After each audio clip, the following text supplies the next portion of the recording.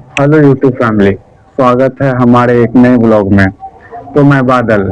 और मैं खुशी। तो कैसे हो आप लोग? आशा करता हूँ कि आप लोग अच्छे होंगे। राधे राधे। प्रणाम। तो मैं आज के इस टॉपिक पे बात करने वाला हूँ कि भाग के शादी करने के बाद क्या क्या परेशानी आती है। तो पहले मैं खुशी जी से जानना चाहता हूँ और आप लोग भी खुशी जी से जानिए कि भागने में क्या क्या परेशानी होती है। जो लोग भाग के शादी कर रहे हैं उसके साथ क्या क्या परेशानी होती है। तो बताइए खुशी जी, आपके साथ क्या क्या परेशानी आई है। जब घर से बाहर जाओ उस टाइम से लेके जिंदगी भर तक परेशानी ही रहता है, खास करके जो भाग के शादी करते हैं उनके लिए। तो बस हम तो यही बोलेंगे कि भाग के शादी नहीं ही करना चाहिए। कर लिए हैं फिर भी नहीं करना चाहिए, और इसलिए बोल रहे हैं कि मैं आपको सारा बात बताती हूँ। बहुत सारा प्रॉब्लम आता है कि मतलब आपको उस टाइप का इज्जत नहीं मिल पाता है, लोगों से, गांव से, समाज से, हर जगह से मतलब उस टाइप का इज्जत नहीं मिलता जैसे हर नॉर्मल इंसान को मतलब मिलता है, जैसे जिसका अरेंज मैरिज होता है। लेकिन भाग के शादी करने वाले को कोई नहीं पूछता है। और सबसे बड़ी बात की मतलब दर दर का मतलब होता है ना, जो कहा दर दर का ठोकर खाना, तो भाग के शादी करने के बाद वो चीज खास करके बहुत ज्यादा होता है, बहुत ज्यादा होता है। और हम लोग बहुत सारा परेशानी झेले हैं, बहुत मतलब रेंट पे भी रहे हैं, दिल्ली में रहे हैं, 2 साल 3 साल दिल्ली में रहे हैं, अकेले वहां भी रहते थे। और फिर यहाँ भी आए तो यहाँ भी अकेले ही रहना पड़ता है। और किस लिए? ये नहीं कि लव मैरिज शादी की, ये कि भाग के शादी किए हैं, बस यही सबसे बड़ी बात है। इसलिए मैं मानती लव हूँ। करना गलत नहीं है दोस्तों, लव करना हाँ। गलत नहीं है, पर लव से भाग के शादी करना बहुत गलत है। ये तो लव करने वाला नहीं जान पाता। वो पहले में शुरुआत में जैसे हम लोग भाग गए हैं उसी तरह लोग, बहुत सारे लोग लव करते हैं और भाग जाते हैं, लेकिन बाद में उसके साथ जो जो परेशानियां आती है, जो हम लोग झेल रहे हैं, आज मुझे पता है कि हम लोग कौन सी परेशानी से गुजर रहे हैं। वैसे ही हम लोग जो है कि हम खुद के बारे में बता रहे हैं कि हम बाप के जो है ना चाहने वाले बेटे थे, माँ का भी चाहने वाले बेटे थे। आज हमारे माँ बाप जो है कि हमसे बात करने तक कतराते हैं, हमसे बात तक नहीं करना चाहते। और हम यहाँ पे अपने जो है कि जो भी परेशानियां हमारे साथ आती है, हम हर परेशानी में हम दोनों ही साथ रहते हैं।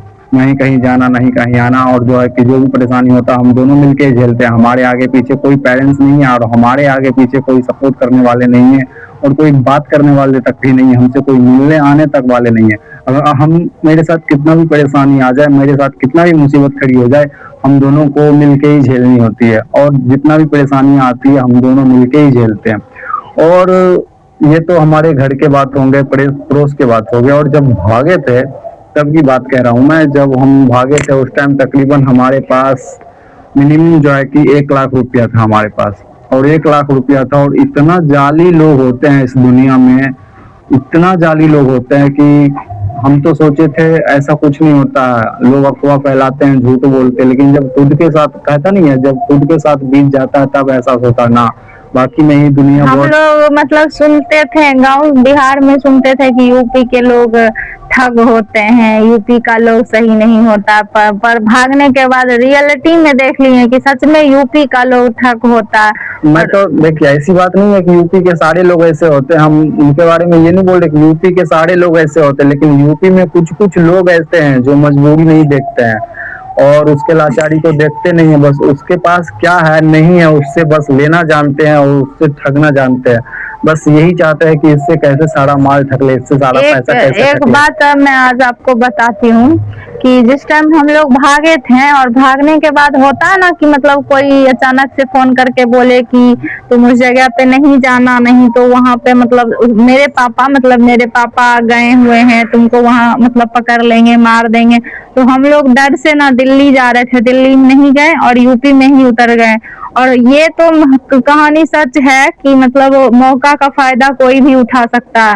और ये चीज हम लोग झेले हैं, इतना झेले हैं ना आप लोग, मतलब उस टाइम आंख से आंसू निकल रहा था, कहीं कुछ हो ना जाए, कहीं कुछ हो ना जाए। हम लोग के पास पैसा था और हम लोग को मतलब उतना नहीं नॉलेज था कि किसी को अपना बात नहीं बताना चाहिए, सारा सच्चाई नहीं बताना चाहिए कि मेरे पास क्या है नहीं है। हम एक बस कान का पहने थे और 2 रुपया था, और कोई चीज नहीं था। और मतलब जो ऑटो ऑटो चलाने वाला था, वो जो भी यूपी का था ऑटो चलाने वाला था। वो मतलब हम दोनों का हालत देख के हम दोनों मतलब बहुत ज़्यादा परेशान थे और रोड पे यूपी के रोड पे खड़े थे। तो वो भी बहुत देर से देख रहा होगा कि ये लोग कहीं नहीं जा रहा है, कुछ नहीं कर रहा है, तो उसको भी समझ में आ गया होगा ये दोनों भाग के ही आया है तभी ऐसे है। तो वो मेरा मतलब मौका का फ़ायदा उठाने के लिए सोच लिया था। वो बोला कि मैं तुमको घर दिलवाऊंगा, रूम दिलवाऊंगा, चलो वहीं रहना उसके बाद। और सारा बात हम लोग दोनों से पूछ पूछ के मन का भी बात उगलवा लिया। उसके बाद मतलब पूछ लिया कितना रुपया। उसके बाद पहले तो अपने ही घर ले गया, अपने ही घर ले गया। उसकी बीवी थी, बच्चे भी थे 2-3, माँ भी थी, अपने ही घर ले गया और उसके बाद रखा। लगभग 7 दिन हम वहाँ रहे। 7 दिन में लगभग मतलब मानो कि 80-85 हजार रुपया वो मेरा ठग लिया।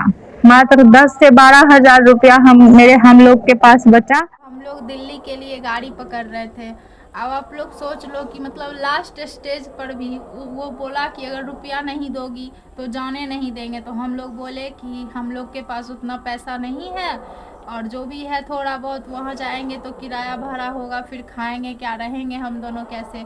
फिर भी वो बोला पैसा नहीं दोगी तो कान वाला खोल के दे दो। हम मतलब कान में पहने हुए थे, घर से ही लाए थे, मेरे दादाजी दिए थे।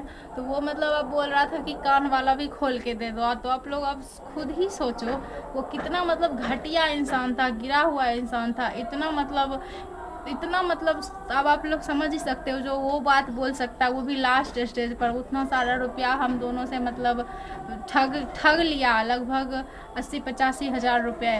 और आने टाइम भी मतलब रुपया वो बहुत कुछ रुपया लिया था, 5-6 हजार। आने टाइम भी मतलब जब वो बस स्टैंड पर वो खुद के ऑटो से मुझे छोड़ने आया था तब भी बोला कि हमारे घर से बस स्टैंड का 4 हजार रुपया हुआ, अब तुम रुपया दो। तो हम मतलब बोले कि हम लोग के पास अब पैसा नहीं है, जो भी था आप लोग को दे ही चुके हैं, तो अब आप लोग प्लीज़ हम पे दया करें, हम दोनों पे, और हम दोनों को जाने दे प्लीज़।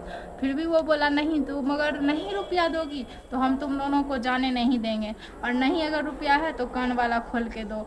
अब हम लोग फिर भी मतलब टेंशन में आ गए। पता नहीं यहाँ का ये है, और अपने अपने गांव शहर में सभी लोग शेर होते हैं जो भी है। तो हम लोग वहाँ के नहीं थे, तो हम लोग को वहाँ के बारे में कुछ भी नहीं पता था कि क्या है नहीं है, और ये सब बात किसको जाके बताते, किससे हेल्प मांगते। तो लास्ट स्टेज पर भी हम उसको 4-5 हजार रुपया देना पड़ा था। अगर नहीं देते तो डर लग गया था, पता नहीं ये हम दोनों के साथ कुछ कर ना दे या कुछ भी हो सकता था। इस वजह से डर के मारे हम दोनों उसको रुपया दे और दिए। ये बात जब अभी बोल रही है ना, ये बात अभी बोल रही है तो अभी मतलब जो है कि पूरा रुआं खड़ा हो जाता, पूरा मतलब दिल दहल सा जाता है कि हम लोग के साथ ये सीन हुआ था।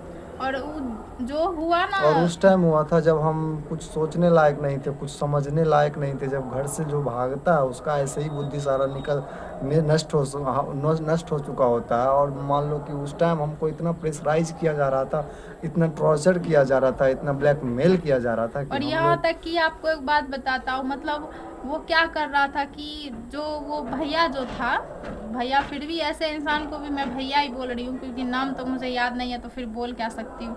वो इसको मतलब हमेशा मतलब टॉर्चर करता था, बाहर ले जाके कि जो रुपया है दे दो, ये वो फलना चिल्ला क्या बोलता था, पूरा क्लियर हम दूसरे वीडियो में अगर बोलोगे आप लोग बताऊंगी मैं।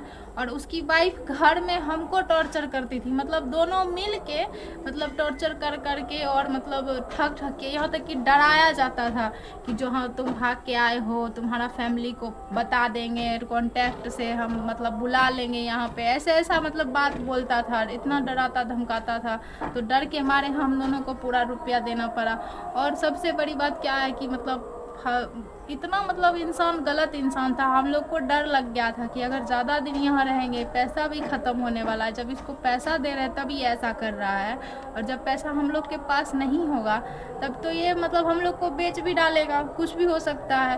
और ऐसा मतलब इंसान उस घर में था, उसकी बीवी भी वैसी, वो भी वैसा, और उसकी माँ थी, लेडीज़ थी, हम भी एक लेडीज़ है, फिर भी वो सब के सब वैसे ही थे। हमको तो लगता है उनका काम ही वही होगा कि लोग को ठग के और घर चलाना, खाना। हमको तो लगता है वहाँ के लोग वही करते होंगे। और ये नहीं कह रही हूँ कि सारे यूपी के लोग गलत होते हैं, सब यूपी वाले वैसे होते हैं, लेकिन वो था। और वो एरिया भी मैं आप लोग को बता देती हूँ, यूपी टुंडला। अगर बाय चांस कभी मेरा वीडियो वो देखे तो वो खुद ही समझ जाएगा कि हाँ मेरे ही बारे में बोल रही है। इतना घटिया गिरा हुआ इंसान हम जिंदगी में कभी नहीं देखे हैं।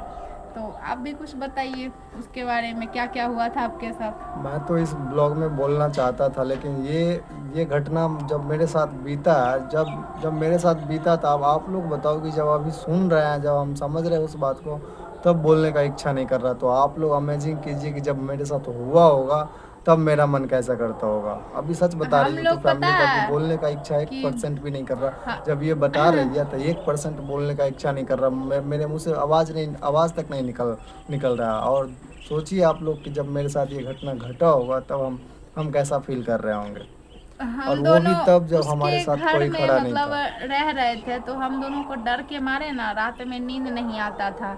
जैसा जैसा वो धमकी ब्लैकमेल जो भी कर रहा था, डर के मारे नींद नहीं आता था कि सोचते थे कहीं रात में कुछ कर ना दे हमको या इनको, मतलब बहुत डर से सो भी नहीं पाते थे। और जब सुबह होता था तो ये डर रहता था कि पैसा वैसा मांगेगा, जो भी करेगा।